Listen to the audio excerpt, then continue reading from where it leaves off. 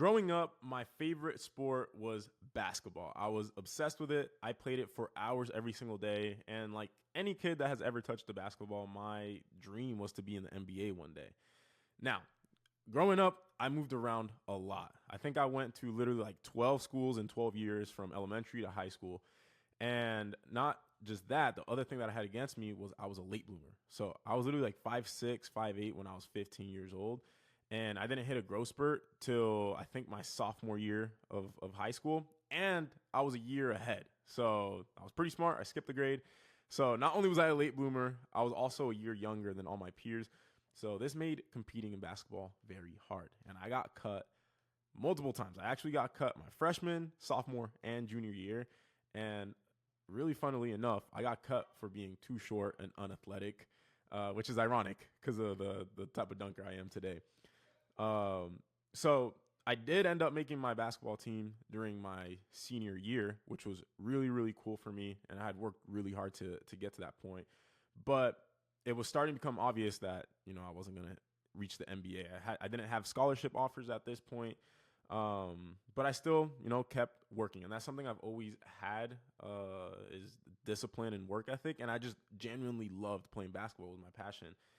But there came a day when I was sitting in my computer science class in high school, and I finished my assignment for the day, and on the screen on YouTube appeared this video that Hoop Mixtape had uploaded, and it was Jordan Kilgannon, who, if you don't know him, type his name on YouTube, doing a dunk called a crown, which is where you do a reverse dunk with both your elbows in the rim.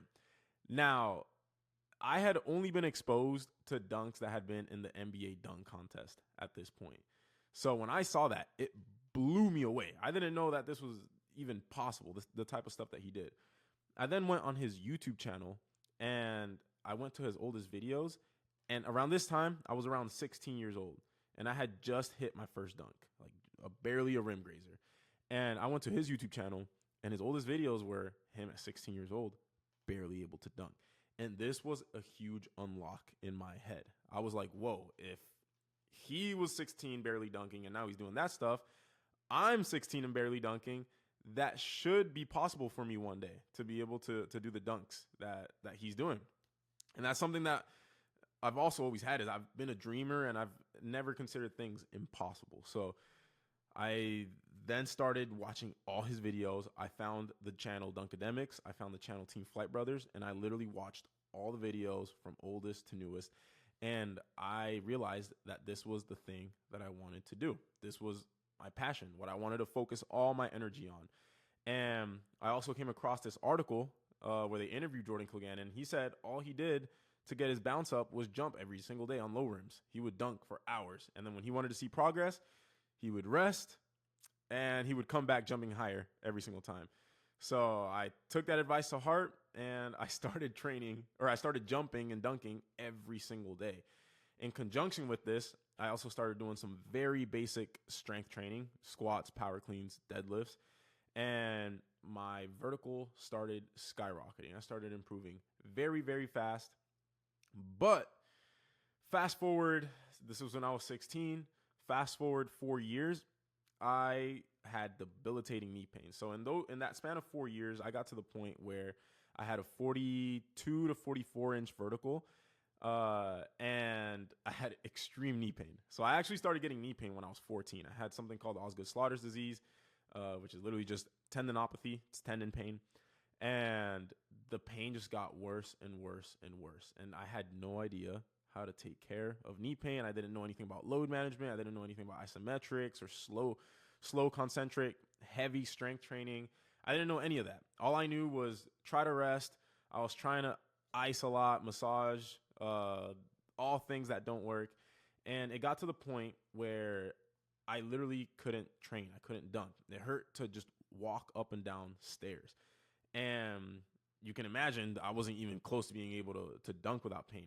And this was a very dark time in my life. It was very frustrating because I couldn't do the thing that I loved the most, which was dunking.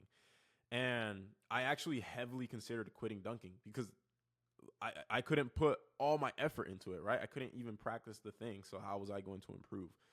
So during this dark period of time, uh, my friend Austin Burke, who is actually a coach at THP, he introduced me to the man that you see right here on the left, John Evans. Now, John's background is in track and field. He interned at Altus, which trained some of the freakiest athletes in the world. They trained Olympians to run faster and jump higher, right? The sprints, the long jump, triple jump, high jump. And then he actually started working under Mike Young, who was also an elite track and field coach and strength and conditioning coach. And he acquired a huge base of knowledge. He also was an assistant coach at Duke for the women's high jump. And my friend Austin Burke, he literally called me and he's like, yo, you need to talk to this guy. He is the smartest person I've ever met in terms of jump training, and he will blow your mind. Just get on a call with him and you will understand what I'm talking about. And, you know, I trust Austin. I was like, all right, let's do it. And I tend to give everybody a chance. I like to hear people out, but I'm also a scientist at heart. Anything that I learn or come across, I always ask, why? How? Those two questions have allowed me to, and using logic, right, and the scientific method, it allows you to get to the truth of things. And for me, if things make sense logically and you can make a good, sound argument on why something will work, I will change my point of view and I will implement those things into whatever it is that I'm trying to improve, which in this case is jumping higher and jump training. So with that lens in mind, right, I hop on a call with John, and then we proceeded to be on a call for, I think, like 2 hours straight, and he blew my mind. And we basically talked about everything. The first thing he wanted to know is, what did my training look like? And John, coming from track and field, he was also very into dunking, right? He watched Team Flight Brothers when he was young, and he loved the sport of dunking. And the reason he came across Austin Burke is because he saw, you know, this 5'9" short white guy dunking off one and doing windmills, and he wanted to know what type of training he was doing. And then from there, he saw that he was friends with me, so he just was genuinely curious about how dunkers were training, and he thought it might be something that's like that hasn't been done before, right? Or that they're training differently from track and field athletes, because dunkers were getting insane results. They were jumping super, super high. And when I started explaining to John what my training was like, he was basically like, whoa, your training sucks. And I knew how other dunkers train, and he was like, wow, the training sucks really, really bad. Like, you guys are basically just dunking a ton and doing basic lifting with horrible periodization. And then amongst other things, obviously this talk was a lot more detailed, but he basically was just like, what do you think would happen if a professional dunker started training like a track and field athlete? And boom, I'm the result of that.